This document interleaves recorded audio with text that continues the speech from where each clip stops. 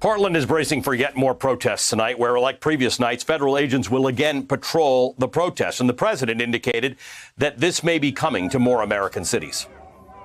There was a report out this morning that you're considering sending 175 federal troops to these cities to help local law enforcement. Can you fill us in on that? It depends on what your definition of troops is. I mean, we're sending law enforcement. Portland was totally out of control. We're looking at Chicago, too. We're looking at New York. Look at what's going on. Depends on what your definition of troops is. That's going to come up in a minute, so just hold that thought. Back in Portland, the backlash to this federal invasion, as some people call it, is growing. The mayor's calling what happened a, quote, direct threat to democracy. Protesters are remaining in the streets with a group called Moms, look at them, Moms Against Police Brutality, linking arms to protect the protesters on Sunday, to protect peaceful protesters from armed federal agents using weapons on them. Overnight, agents fired tear gas, scattering the self-named Walls of Mum. That's who they fired tear gas at. And then their 53-year-old Naval Academy graduate named Chris David. That's him in the sweatshirt, the Navy sweatshirt. This military veteran was so disturbed by the images of federal agents throwing protesters into unmarked cars that he took it upon himself to visit the protests on Saturday night, to talk to those agents, to ask them what they're thinking, why they're doing this. This video is of Mr. David approaching federal agents to talk to them, upholding their oath, asking him about upholding their oath to the Constitution. Look what they do to him. They beat him. Warning, this is disturbing.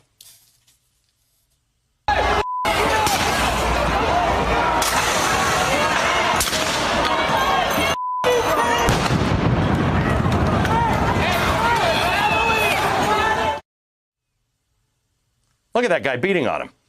Mr. David, as you can see, never flinched while he was being struck with the baton. They finally sprayed him in the face. Joining me now is that Navy veteran, Chris David.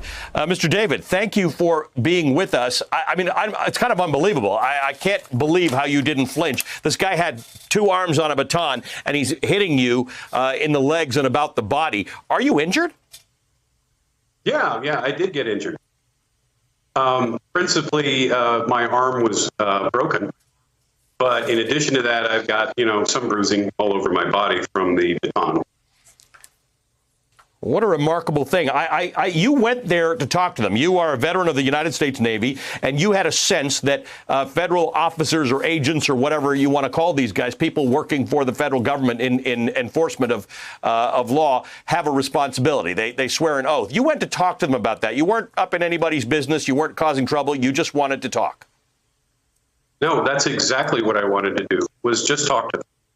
And the thing that was so upsetting was that there didn't seem to be any recognition that as a veteran, I was even going to be listened to or treated any differently than anybody else. And that sort of makes sense, because if they're going to gas moms, they're going to beat up vets.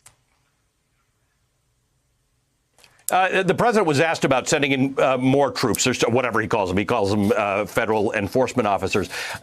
What did you see on these people? Because we're getting reports that they don't have identifying badges. You can't tell who they are. They don't have the name of an agency. Some of them have vests that say police, but anybody can pick those up. Who do you think they are? Oh, I have no idea to this day who they actually were. I've still mystified, and I'm not sure I have a good answer as to who those gentlemen were. Were they Customs and Border Patrol? Were they Marshal Service? Were they Federal Protection Service?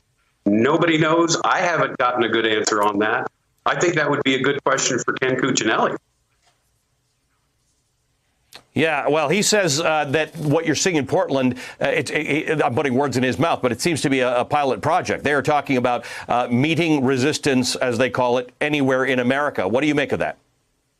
Well, I do think this is the test case. I do think this is supposed to be the first domino that falls. What we're finding is that they probably were using Portland as a testing ground for rolling out in other cities, and Trump pretty much listed exactly what those cities were going to be, which are Chicago, New York, and any place he decides that he doesn't like to see protesting happen. I am glad to talk to you, Chris David, and I'm sorry that you're injured. It is remarkable footage. Thank you for going and trying to talk to these people and asking them what they believe they're doing and how that relates to the oath that they've taken. Thank you, sir. Good to meet you.